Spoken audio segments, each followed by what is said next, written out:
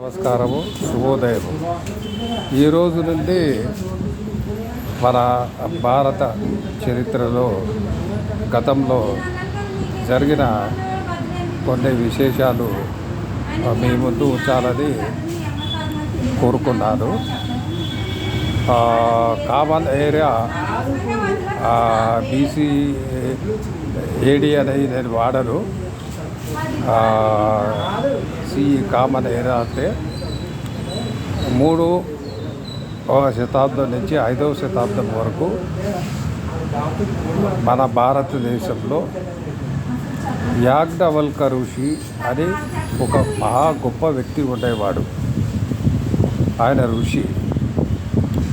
ఆయన మనుస్మృతి రాసిన తర్వాత కొన్ని ఏళ్లకు యాజ్ఞవల్క స్మృతి అని ఒక స్మృతిని రచించాడు. దాంట్లో స్త్రీలకు ఉండవలసిన హక్కులు మరియు 3 విశేషాల గురించి చాలా గొప్పగా చెప్పాడు. మొదటిది ఏంటిదంటే ఫస్ట్ వచ్చేసి వ్యవహారం అంటే ప్రజాపాలనలో లా ఎలా ఉండాలి, శిక్షలు ఎలా ఉండాలి అనే వాటి గురించి ఆయన క్షుణ్ణంగా చెప్పాడు. తర్వాత ఇక ప్రాయచిత్తము అంటే ఏమన్నా తప్పులు జరిగితే పరిపాలనలో ఏ విధంగా చక్కదిద్దుకోవాలి అనేది కూడా ఆయన యాజ్ఞవల్క స్మృతిలో చెప్పాడు. ఇంకొక విషయం ఏంటంటే మతము మరియు ఆచారాలు. హిందూ మతం యొక్క విశిష్టత, ఆచారాల గురించి ఆయన చర్చించాడు. ఎప్పుడు 3వ దశాబ్దం నుంచి 5వ దశాబ్దంలో యాజ్ఞవల్క ఋషి ఋగ్వేదము నేర్చుకున్నాడు, శుక్ల యజుర్వేదము కనిపెట్టాడు. ఎందుకు అంటే ఆయన ఒక గురువు దగ్గర వేద విద్యలు నేర్చుకోవాలని వెళ్ళాడు. అయితే ఈయన గురువు చెప్పిన ఒక చిన్న పనిని ఆయన చేయలేదు.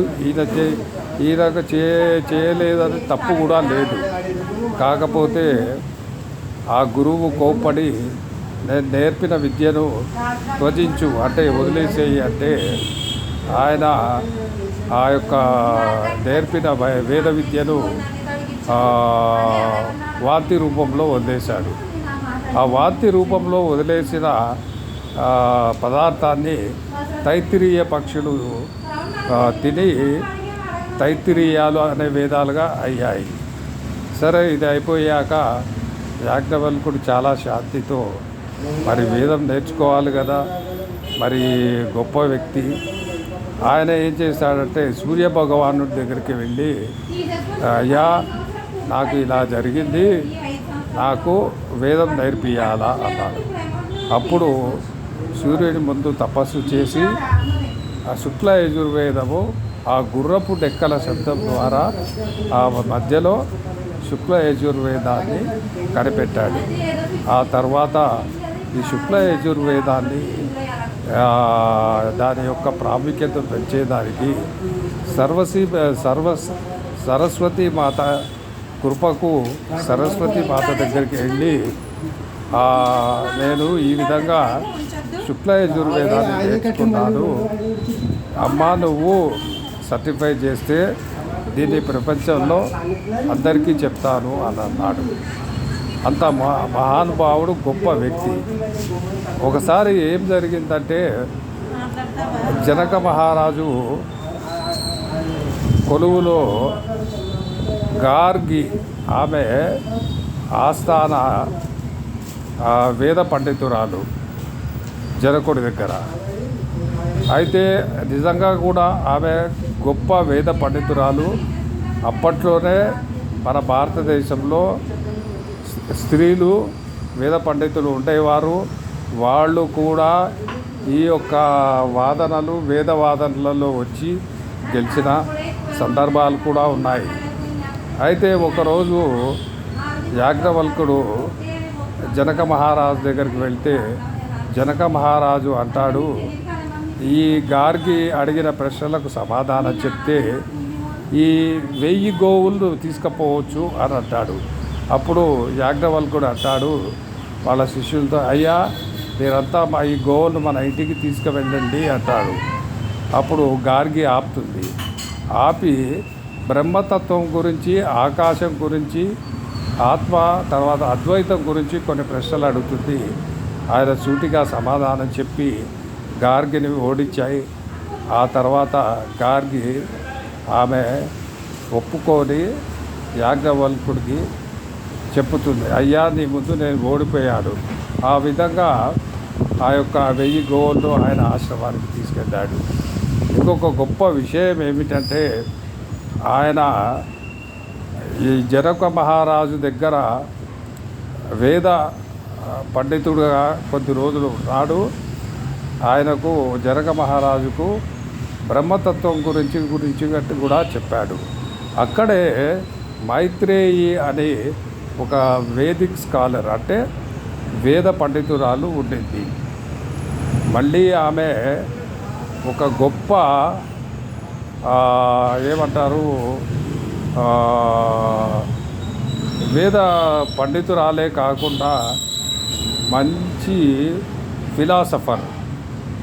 అయితే వీరికి ఎలా సఖ్యత జరిగిందో కానీ ఆ తర్వాత యాజ్ఞవల్కుడు మైత్రేయి వివాహం చేసుకున్నారు. వివాహం చేసుకున్నాక ఆ తర్వాత గృహస్థాశ్రమానికి వెళ్ళాడు.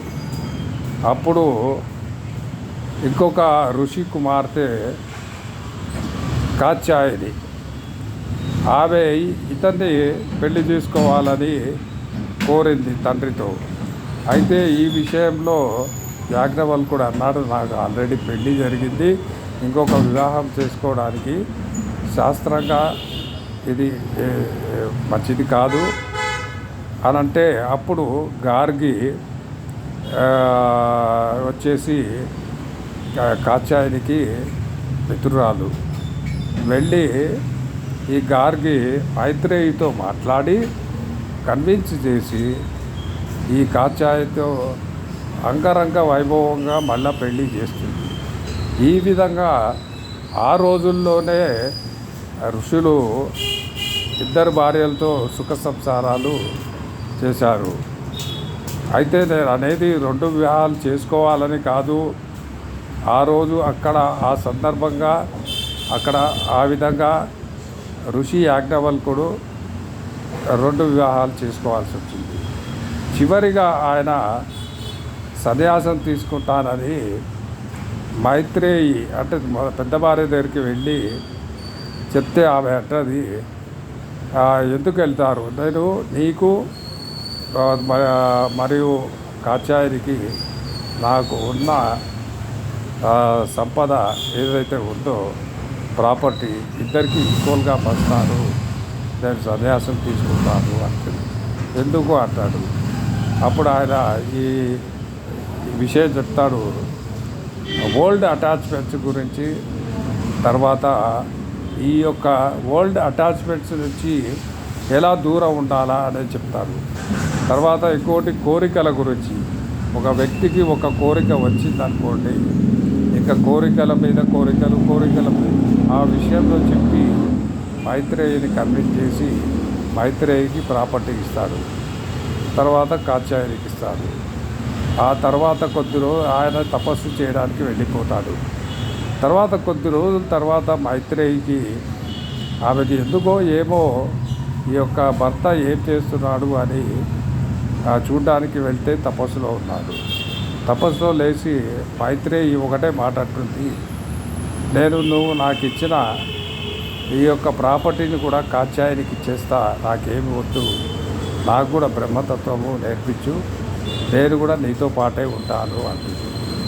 ఆ తర్వాత ఈ ఇద్దరూ వెళ్ళి కాత్యాయనికి మైత్రేయి ఆ, ప్రాపర్టీని కాత్యాయనికి ఇస్తారు. ఆ తర్వాత కాత్యాయని కొద్ది రోజుల తర్వాత ఆమె ముసల్దాని అయిన తర్వాత ఆమెకు ఏమీ అర్థం కాదు. డబ్బులు శాశ్వతం కాదు, సంపద శాశ్వతం కాదు. ఒకరోజు ఆలోచించి ఎన్ని రోజులు ఈ యాజ్ఞవల్క ఋషితో సంసారం చేసిన దాన్ని నాకు ఈరోజు ఏం చేయాలో అర్థం కాలేదన్నారు.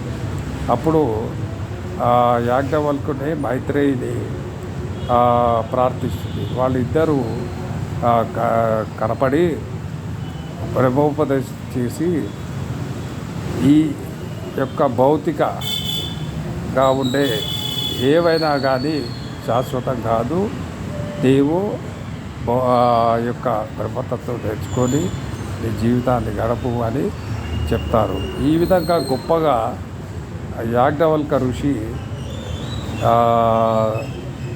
యొక్క సమాజాన్నే కాకుండా కుటుంబాన్ని కూడా చాలా బాగా చూశాడు, చాలా బాగా గైడ్ చేశాడు. ఇటువంటి మహా గొప్ప ఋషులు ఉన్న ఈ భారతదేశంలో ఇటువంటి ఋషుల గురించి చాలామందికి మనకు తెలియదు. యాజ్ఞవల్కుడు ఎంత గొప్పవాడంటే చాలామందికి తెలియదు.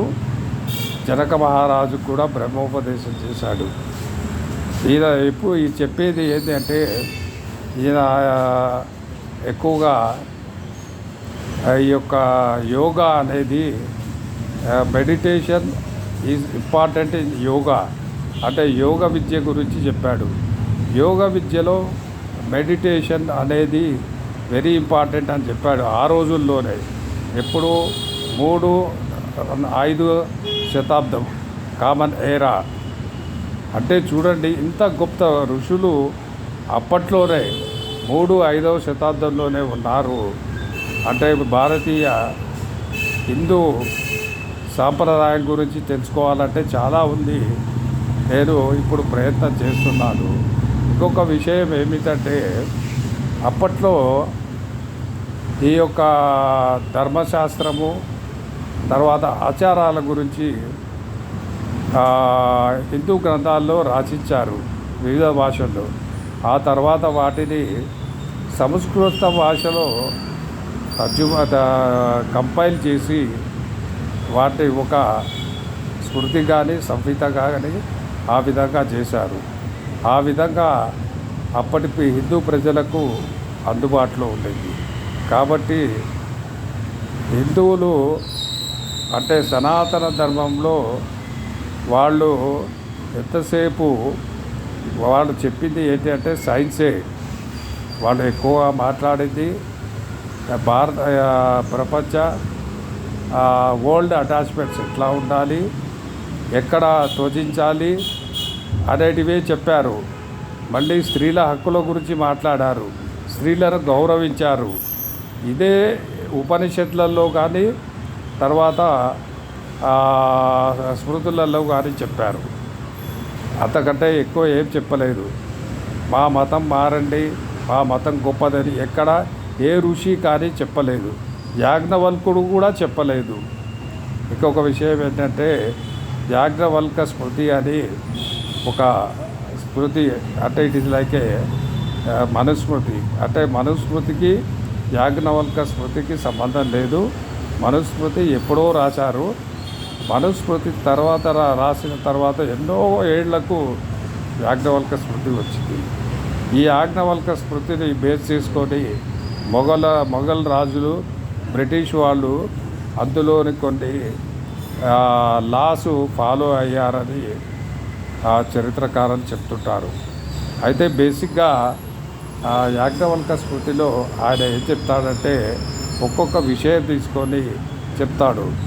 బ్రహ్మచర్యంలో ఎలా ఉండాలా, గృహస్థంలో ఎలా ఉండాలా, ఎటువంటి ఆహారం తీసుకోవాలా, ప్రజా సంబంధాలు ఎలా ఉండాలా, తర్వాత పరిపాలన ఏ విధంగా ఉండాలా, తర్వాత విద్యాభ్యాసం ఎలా చేయాలా, వేద విద్యను ఎలా పాటించాలా, ఆచారాలు ఎలా పాటించాలి, ఈ విషయాల గురించే ఆయన చర్చించాడు.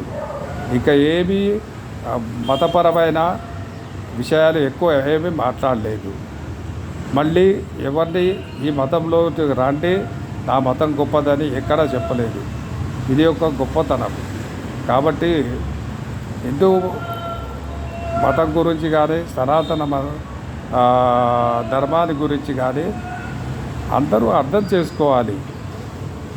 ఈ విధంగా చెప్పుకుంటా పోతే ఋషులు ఎంతో గొప్ప పనులు చేశారు. వాళ్ళు మనకు స్క్రిప్ట్స్ ఇచ్చారు. ఆయన మెటాఫిజికల్ సబ్జెక్టు గురించి కూడా చెప్పాడు.